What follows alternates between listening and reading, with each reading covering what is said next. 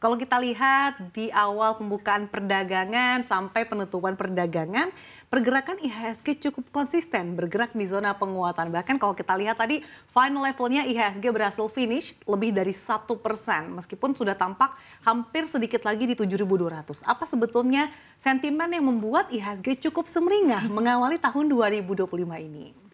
Iya, Sasa, kemarin kan kita penutupan cukup meriah juga ya, naik 0,6%-an.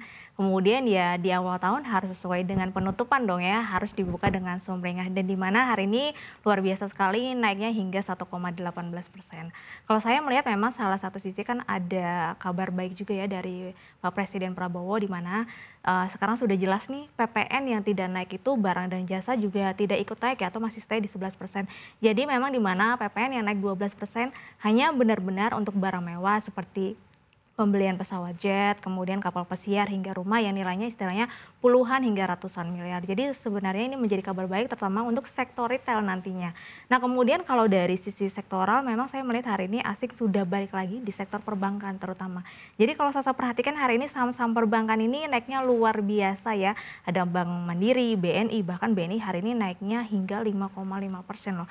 Naiknya paling tinggi dibandingkan dengan saham big caps lainnya. Kemudian juga ada Bank BRI juga menguat. Kemarin kan saya melihat beberapa saham perbankan itu kan levelnya sudah disupport yang bawah sekali ya, itu sudah harga 3 tahun lalu dan sekarang sudah mulai recovery.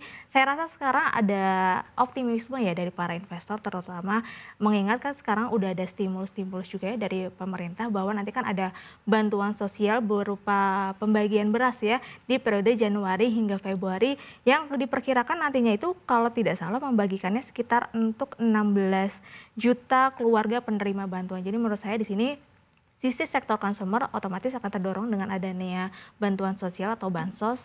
Kemudian saya melihat kemungkinan kita akan ada Januari effect nih Sasa, di mana Januari effect biasanya harusnya ada penguatan sepanjang Januari. Oke, artinya saham-saham perbankan big caps yang sempat terdiskon cukup dalam ini dimanfaatkan oleh para pelaku pasar momentum buy on weakness sehingga hari ini reboundnya cukup signifikan ya. Tapi kalau secara teknikal apakah Anda melihat bahwa level 7.163 pada final level tadi sudah menembus level resistance-nya? Kalau untuk resisten, sebenarnya resist paling dekat memang kemarin itu ada di level sekitar 7.112 ya, berarti Oke. kan memang sudah kesentuh. Nah untuk level resist selanjutnya paling dekat itu ada di level 7.220 Sasa. Jadi kita untuk memastikan untuk berlanjut di pekan depan kalau bisa besok di hari Jumat bisa menembus level 7.220 lebih dulu. Baru kalau misalkan sudah tersentuh level resisten tersebut tidak menutup kemungkinan nanti di pekan depan akan lanjut bahkan menyentuh level 7.300. Oke. Tidak seiring sejalan dengan IHSG, rupiah hari ini justru sepanjang hari ini bergerak di zona pelemahan, bahkan secara intraday terdepresiasi 1%. Apa sebetulnya yang menyebabkan rupiah tidak bertaji terhadap dolar Amerika Serikat?